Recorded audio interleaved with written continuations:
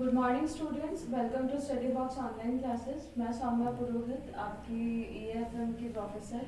और आज हम लोग स्टडी करेंगे बीकॉम पार्ट थर्ड का जो पेपर 2 है ईएफएम का, रूरल डेवलपमेंट एंड कॉर्पोरेशन, ग्रामीण विकास एवं सहकारिता। हम आज से जो शुरू के टॉपिक्स हैं उन लोगों को थोड़ा कवर करना स्टार्ट करेंगे।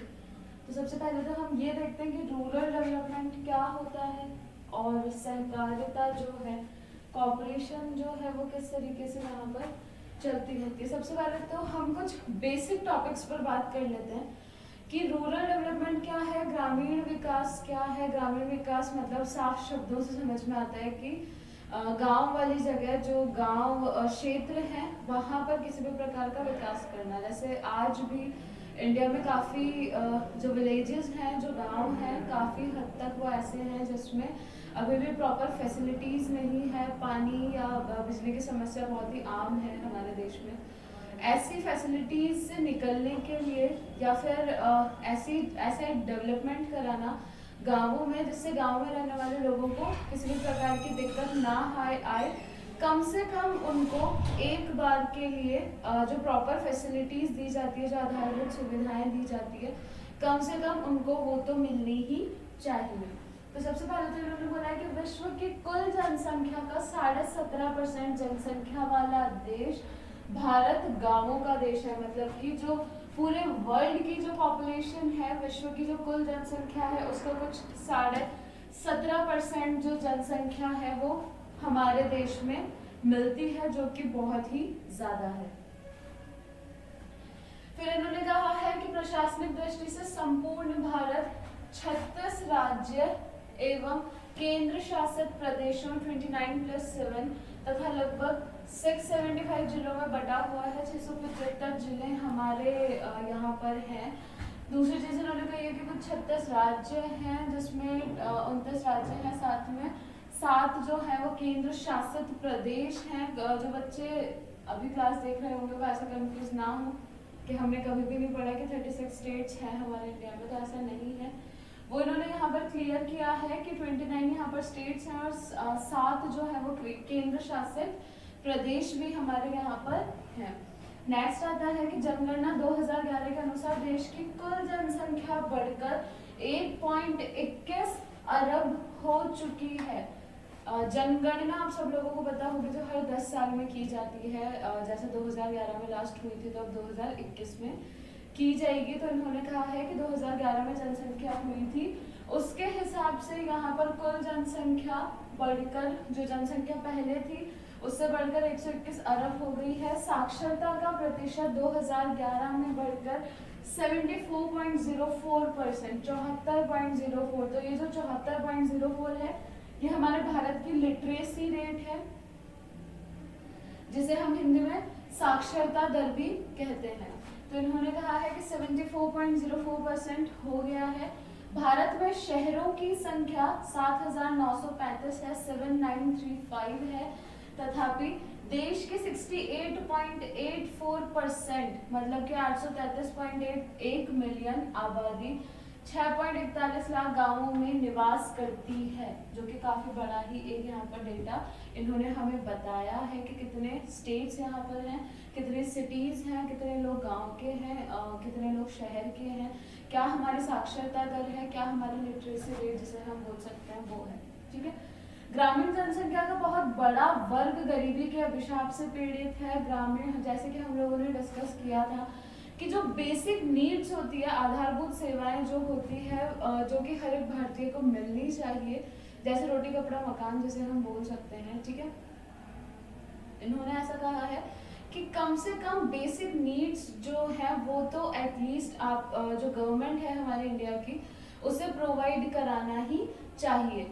ये कहना चाहते हैं कि जो भी हमारी गवर्नमेंट टैक्सेशन में पैसा लेती है लोगों से, वो उसका कुछ ऐसा फायदा उठाएं कि जो गरीब लोग हैं, जो ग्रामीण क्षेत्र हैं, अभी भी उनमें प्रॉपर तरीके का डेवलपमेंट नहीं है, विकास नहीं है। अभी भी बहुत सारे जगह ऐसे जहाँ पर कॉलेज तो छोड़िए, स्कूल का होना भी बहुत मुश्किल है। अगर स्कूल है तो टीचर्स नहीं है, क्योंकि उनको पता है कि ये गांव के लोग अगर बाहर जाकर कहीं पर भी कंप्लेन हमारी करेंगे तो इनके सुनने के लिए कोई नहीं बैठा है। तो अगर हम इस टॉपिक को थोड़ा और डीप में पढ़ना चाहें तो हम यहाँ पर ये डिस्कस कर सकते हैं कि कुछ चीज़ें ऐसी होती है, कुछ बेसिक चीज़ें होती हैं जो जड़ों में ही दिक्कतें पैदा करती हैं। जैसे मान लीजिए हमारे इंडिया का जो एजुकेशन सिस्टम है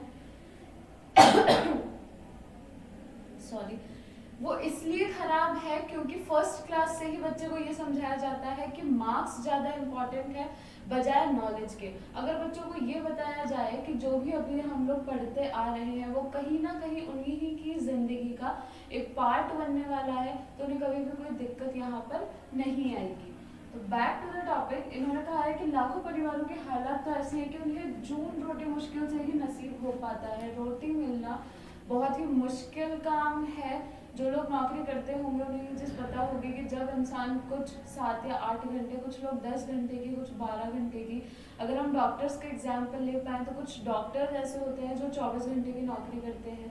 तो ऐसा नहीं है कि वो रोटी के लिए करते हैं, पर वो इसलिए भी करते हैं ताकि जो भी उनका मैनेजमेंट हो। हमारी कंट्री में जो बैलेंस बिठाने की ज़रूरत है वो बहुत ही ज़रूरी है। कोरोना के टाइम में ऐसा क्यों हुआ कि हॉस्पिटल्स में बेड कम पड़ गए, जबकि कोरोना ऐसा तो नहीं था कि पहले दिन बिल्कुल भी केस नहीं थे और दूसरे दिन अचानक से केस आ गए थे। धीरे धीरे इतने ज़्यादा केसेस बढ़ते जा रहे थे, फिर भी गवर्नमेंट ऑफ इंडिया का ऐसा कोई भी स्टेप नहीं था। जैसे जो जयपुर के आसपास वाले लोग होंगे उन्होंने देखा होगा कि राधा स्वामी सत्संग भवन जो है वहाँ पर कुछ 1000 बेड लगा दिए गए थे। ऐसे कुछ जो चीज़ें हैं, ऐसे जो स्टेप्स हैं, ऐसे जो कुछ चरण हैं, वो गवर्नमेंट क्यों नहीं ले सकती। ये जो पूरा डिस्कशन होगा कि ग्रामीण विकास में क्या क्या चीज़ें अभी तक भी पीछे रह जाती हैं, हम ये सारा डिस्कशन इस बुक में करने वाले हैं। तो अभी तक तो हम लोगों ने कुछ परिचय लिया था कि क्या है एक्चुअल जो स्टेट्स वगैरह हैं वो हमारे यहाँ पर क्या है, और एक्चुअल जो हम पढ़ेंगे टॉपिक उसके बारे में एक इंट्रोडक्शन था। तो इन्होंने कहा है कि ग्रामीण विकास की अवधारणा, कंसेप्ट ऑफ रूरल डेवलपमेंट की ग्रामीण विकास से तात्पर्य गांवों के समग्र विकास से है। ग्रामीण विकास का विस्तृत अर्थ जानने के लिए गांव तथा विकास का अर्थ ज्ञात होना आवश्यक है। मतलब कि ये जो दो चीजें हैं ग्रामीण विकास, इन्होंने इसे थोड़ा सा बाइफरकेट कर दिया कि सबसे पहले तो आप ग्रामीण का मतलब जानो, फिर आप विकास का मतलब जानो। ठीक है, तो इन्होंने कहा है कि आपको दोनों का जो मीनिंग है सबसे पहले तो वो जानना यहाँ पर जरूरी है। नेक्स्ट आता है कि ग्रामीण विकास का विस्तृत अर्थ जानने के लिए हम ठीक है, हम लोग रीड कर चुके हैं कि गांव और विकास को जानना जरूरी है।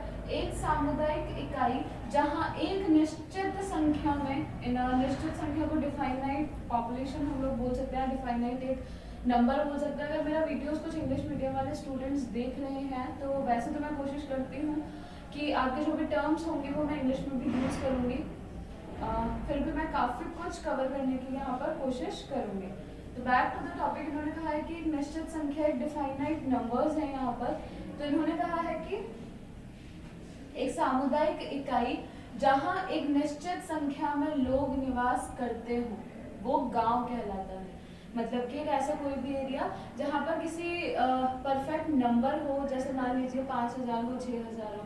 अगर 5000 से ज़्यादा वहाँ पर लोग रहते हैं तो उसे हम गांव नहीं मानेंगे। तो ये जो नंबर्स होते हैं ये कुछ जगह अलग अलग माने जाते हैं। तो इन्होंने कहा है कि 1981 की जनगणना में शहरी क्षेत्र को इस प्रकार से परिभाषित किया गया था। शहरी क्षेत्र जो होते हैं उसे इंग्लिश में अर्बन एरियाज कहा जाता है। तो इन्होंने कहा है सबसे पहले तो समस्त स्थान जहाँ पर नगर निगम, अधिसूचित नगर क्षेत्र समिति, कंटोनमेंट बोर्ड आदि हैं।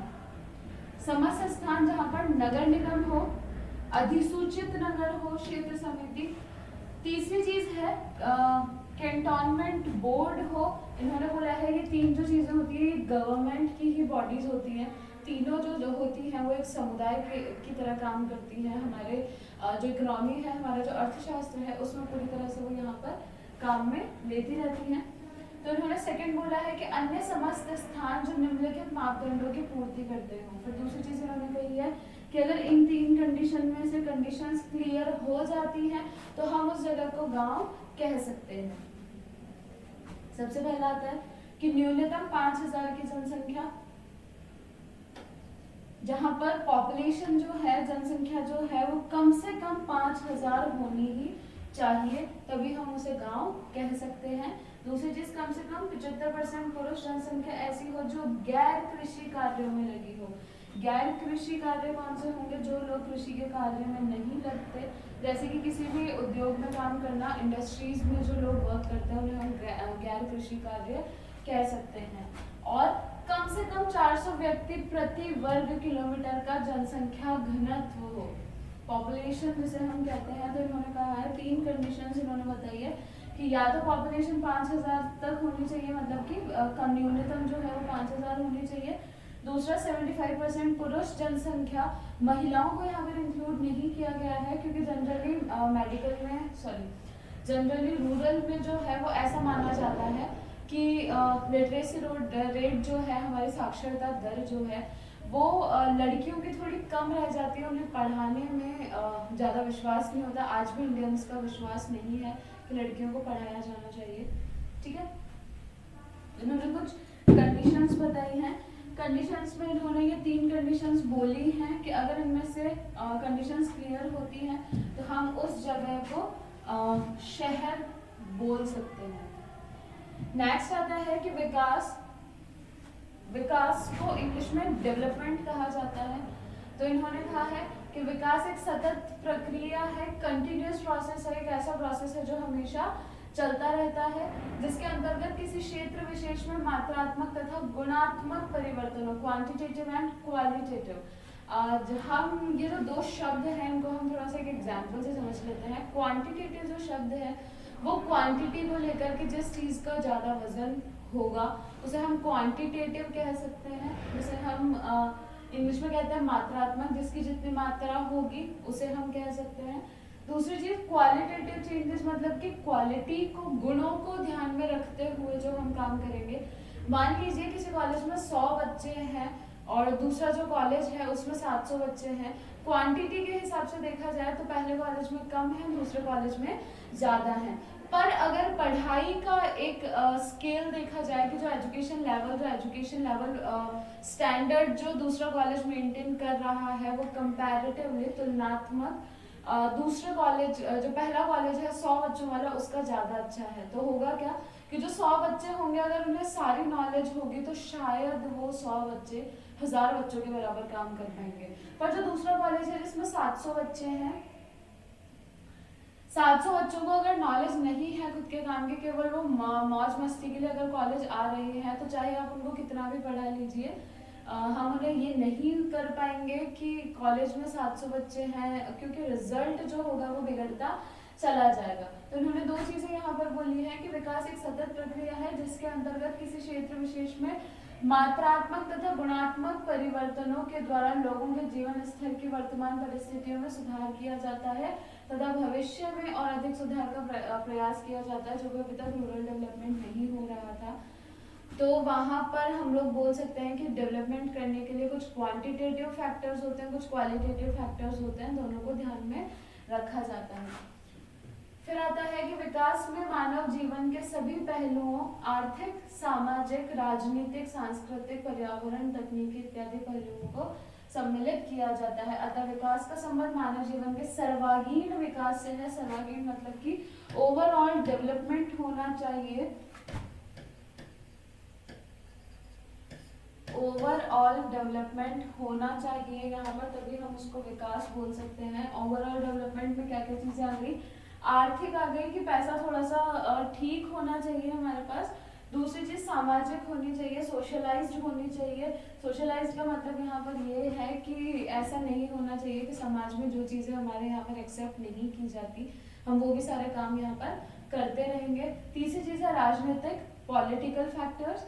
फोर्थ आता है सांस्कृतिक। सांस्कृतिक में हम लोग बोल सकते हैं कि जो कुछ रिचुअल्स होते हैं, हमारे जो रीति रिवाज होते हैं, जैसे मैंने किसी क्लास में एग्जाम्पल दिया था कि किसी ने नहीं कहा कि करवा चौथ पर लाल कपड़े पहनने चाहिए औरतों को, पर किसी ना किसी ने शुरू में ये बात बताई होगी कि जब भी कोई फेस्टिवल हो तो लाल या गुलाबी ऐसे कुछ कपड़े पहने जाने चाहिए।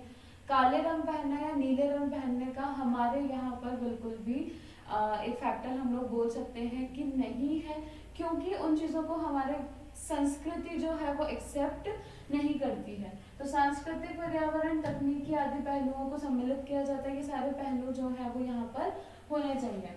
नेक्स्ट आता है कि गांव तथा विकास के अर्थ पर हम यह निष्कर्ष निकाल सकते हैं कि ग्रामीण विकास का संबंध गांवों के सर्वांगीण विकास से है। ओवरऑल डेवलपमेंट जो होगा वो होना जरूरी है। ग्रामीण विकास की परिभाषाएं हम लोग नेक्स्ट स्लाइड में पढ़ते हैं।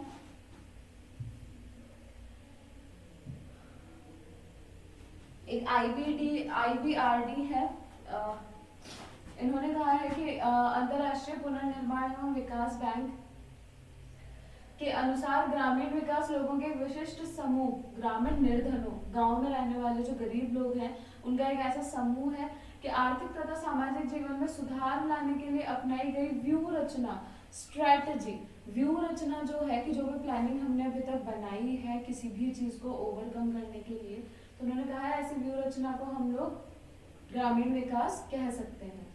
सेकंड आता है कि भारतीय विद्वान जी पार्थसारथी के शब्दों में ग्रामीण विकास का तात्पर्य ग्रामीण निर्धनों के जीवन स्तर में सुधार से है। ग्रामीण विकास में 4 महत्वपूर्ण तत्व हैं।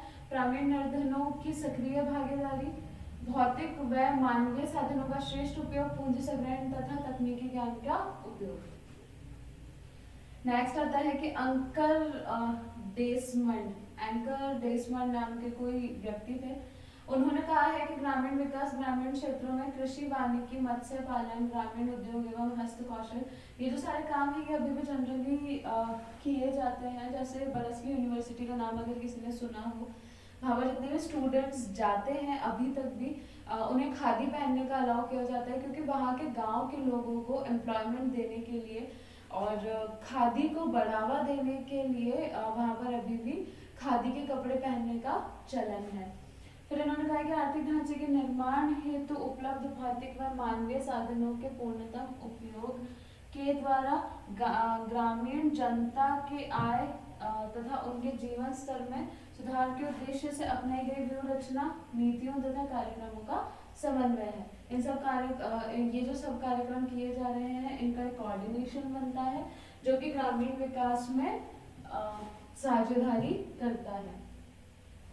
नेक्स्ट आता है ग्रामीण विकास की अवधारणा का सूत्रपात एवं विकास, beginning and expansion of the concept of rural development. मतलब कि ये जो सारी चीजें हैं अभी तक हम लोग जो रूरल डेवलपमेंट पढ़ते आए हैं, जो ग्रामीण विकास अभी तक हम लोग पढ़ते आए हैं, तो हम सोच सकते हैं कि इन सब चीजों में जो एक्सपांशन है, जो बढ़ावा है, वो कैसे हुआ होगा। ग्रामीण विकास की अवधारणा का सूत्रपात महात्मा गांधी के इस कथन से हुआ कि भारत की आत्मा गांवों में बसती है। जिस टाइम महात्मा गांधी थे उस टाइम तो हमारे यहाँ पर जो चलन था वो गांवों का ज्यादा था बजाय शहर के। उस टाइम भी अगर हम लोग लें तो कुछ बॉम्बे मान लीजिए या फिर चेन्नई मान लीजिए, ऐसे जो छोटे छोटे स्टेट्स थे, केवल ये ही जो थे उन्हें हम सिटीज कंसीडर कर सकते थे। बाकी और किसी जगह भी ऐसा नहीं था कि बहुत ज्यादा अच्छी सिटीज होना, मेट्रो सिटीज होना, ये चीजें बहुत ही मुश्किल थी। तब तक देश का विकास नहीं हो सकता। इन्होंने बोला है कि जब तक गांवों का विकास नहीं होगा तब तक देश का विकास नहीं होगा। ठीक है। ग्रामीण विकास के संबंध में गांधी जी की उपयुक्त अवधारणा को स्वीकार करते हुए प्रथम पंचवर्षीय योजना, जिन बच्चों को नहीं पता कि पंचवर्षीय योजना क्या होती है, हम थोड़ा सा इसके बारे में डिस्कस कर लेते हैं कि 1951 में 1951 में पंचवर्षीय योजना बनाई गई थी। एक ऐसी योजना जो कि 5 साल के लिए बनाई जाती है।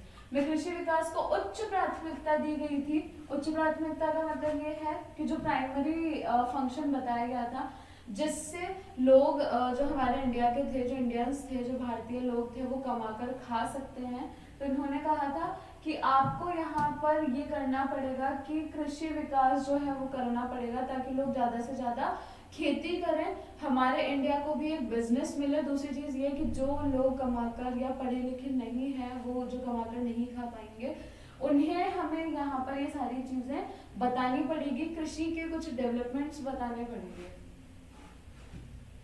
नेक्स्ट है कि लेकिन इसके बाद पंडित नेहरू ने औद्योगिक विकास, महात्मा गांधी जी ने कहा था कि ग्रामीण विकास होना चाहिए, पर नेहरू जी ने कहा कि औद्योगिक विकास होना चाहिए, इंडस्ट्रियल डेवलपमेंट होना चाहिए, श्री लाल बहादुर शास्त्री ने जय जवान जय किसान का नारा दिया था।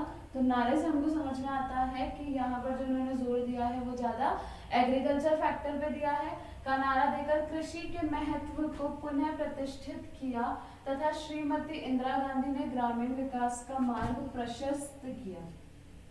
महान सर्वोदय श्री जयप्रकाश नारायण की समग्र क्रांति के आह्वान ने अप्रत्यक्ष रूप से ग्रामीण विकास की अवधारणा को बल प्रदान किया। भारत के महान ग्रामीण अर्थशास्त्री रूरल इकोनॉमिस्ट जिन्हें कहा जाता है एवं पूर्व प्रधानमंत्री स्वर्गीय श्री चरण सिंह के ग्रामीण विकास संबंधी दृढ़ विचारों ने 70 के दशक में भारत के राजनीतिज्ञों एवं प्रशासनिकों को ग्रामीण विकास के लिए सोचने तथा योजना बनाने के लिए विवश किया। जो हमारे प्रधानमंत्री रहे थे श्री चरण सिंह जी ने, उनके बारे में एक बार मैंने किस्सा पढ़ा था कि वो इतने ज़्यादा डिटरमाइंड थे। अगर ऐसा माना जाता है कि अगर वो थोड़ा टाइम और जिंदा रहते तो शायद आज तक भी हमारा जो रूरल डेवलपमेंट है, जो ग्रामीण विकास है, वो काफ़ी अच्छी स्टेज पर कवर कर रहा होता। नेक्स्ट है कि स्वर्गवासी श्री राजीव गांधी ने अपने प्रधानमंत्रित्व काल में ग्रामीण विकास तथा पंचायती राज व्यवस्था पर विशेष बल दिया।